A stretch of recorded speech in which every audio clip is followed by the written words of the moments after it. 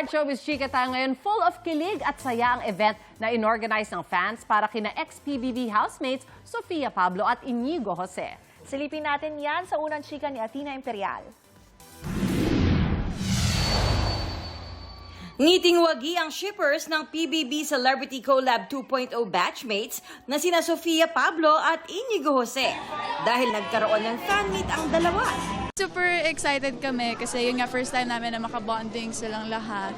And ang tagal namin look forward kasi love na love namin yung fetus of course. And alam kasi namin na ang dami namin gusto ikwento sa kanila.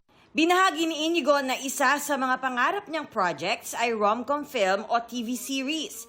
Si Sofia ba ang nakikita niyang makaka-love team for this?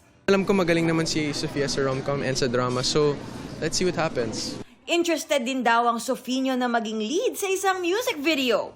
Si Sofia nag-lead na sa isang music video kung saan nagkagusto sa isang mannequin ang isang gallery visitor. Crazy na siya for the mannequin. And meron siyang plot twist sa dulo so pag pinanood niyo tapusin niyo hanggang dulo. Ito ang unang balita, Athena Imperial, GMA News.